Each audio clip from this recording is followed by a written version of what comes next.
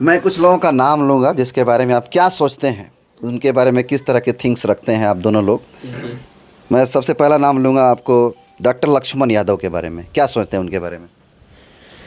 बहुजन समाज नहीं, बहुजन समाज के लोगों को बहुजन समाज के लोगों को जय भीम का नारा दे करके फैन फॉलोइंग बढ़ाना, इकट्ठा करना और वोट कन्वर्ट करवाना सपा को। विचारों से जातिवादी, विचारों से। अरे अम्बेडकरवादी हैं भाई। नो, ऐसे फर्जी अम्बेडकरवादी से आप लोग दूर रहिए। जो दिन रात बाबा साहब का विरोध करते हैं उन लोगों के साथ इनको कई बार देखा गया और सिर्फ अपने फैंस फॉलोइंग बढ़ाने के लिए बाबा साहब का नाम लेते हैं। ऐसे बहुत सारे लोग पड़े हैं, अकेले लक्ष्मण यादव ही नहीं है, ऐसे बहुत सारे लोग हैं। और मैं सारे लोगों का विरोध कर चुका हूँ। सोशल मीडिया पे मेरी आज भी पोस्ट पड़ी होगी। चलिए, रतन लाल जी के बारे में क्या सोचते हैं आप लोग?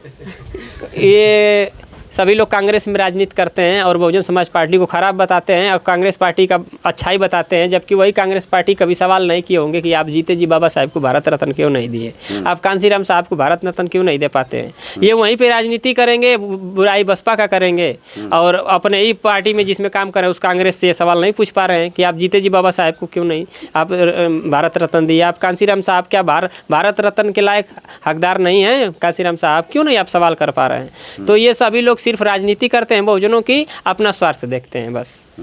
एक चुरकी बढ़ाए हुए लड़का घूम रहा है मार्केट में, बहुजनों के मंचों पर अक्सर दिखाई देता है, उनके कार्यक्रमों में, रैलियों में दिखाई देता है। नाम है अनुराग ओझा, पंडित है, लेकिन यूजीसी पर उन्होंने खुल करके विरोध किया। क्या सोचते हैं अनुराग ओझा के बारे में? मैं तो बस यही जानता हूँ कि ये जितने भी लोग हैं, जितने भी आपने नाम गिनाया, लक्ष्मण यादव, रतन लाल, चाहे ये अनुराग ओझा हो, चाहे बहुत सारे इससे पहले भी बहुत सारे लोग आए थे। झूठ मूठ से आज़ादी, इससे आज़ादी, छुआछूत से आज़ादी नारा लगाए, फैन फॉलोइंग इकट्ठा किए और चले गए कांग्रेस में, बीजेपी में। बहुत सारे लोग आए हैं, वैसे ही लोग हैं। हाईलाइट समाज करता है, इसके बाद ये लोग विपक्षी पार्टी में चले जाते हैं। हाईलाइट इसको अनुराग ओझा को सब लोग समझ लेते हैं। बस करिए, बहुजन समाज का करदार आ गया एकदम। ये तो हमारी बात कर रहा है पंडित होकर के। यूजीसी के समय पूरा खुल के विरोध कर दिया है। यूजीसी के समय पूरा खुद के विरोध मिश्रा बहुत अच्छे पत्रकार बनते हैं, उन्होंने भी यूजीसी का विरोध किया।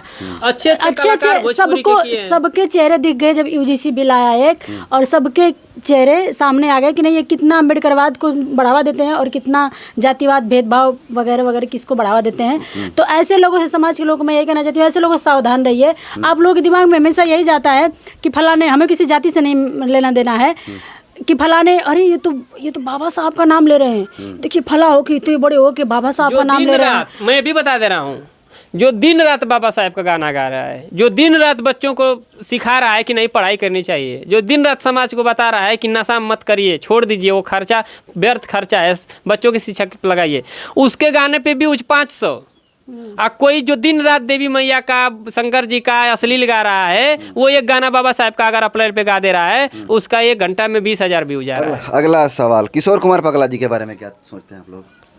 किशोर कुमार पगला जी अच्छे गायक हैं हमारे समाज के, अच्छा है, उनके गाने होते हैं और अच्छा गाते भी हैं, सीख लोगों को देते हैं। लेकिन पार्टी बदलते रहते हैं। उनका व्यक्तिगत विचार है, अच्छा गाते हैं। नेशनल दस्तक वाले पत्रकार शंभू सिंह के बारे में क्या सोचते हैं?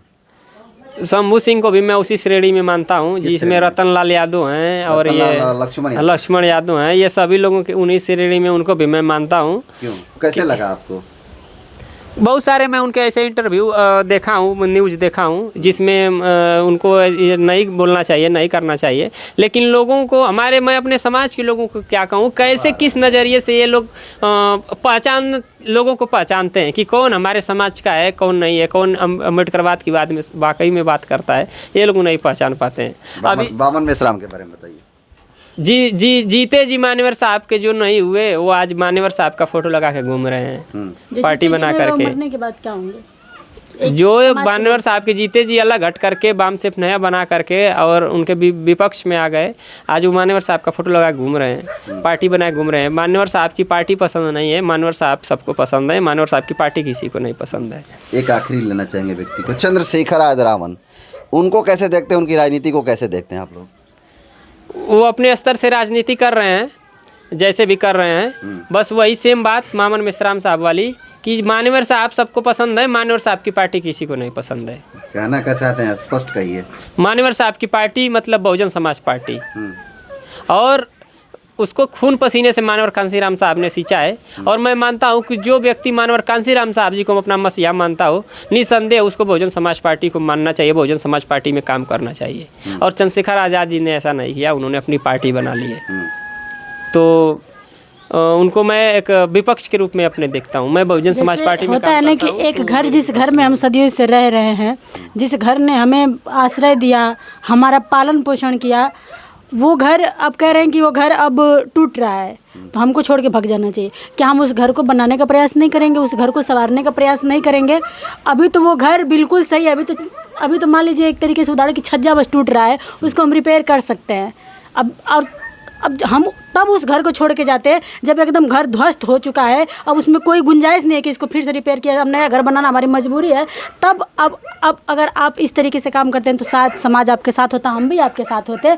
लेकिन अभी हमारा घर सुरक्षित है, सही सलामत है, बीएसपी घर हमारे पास है, तो हम अभी उसी घर को सजाएंगे, संवारेंगे, उसी घर को मिसाल बनाएंगे।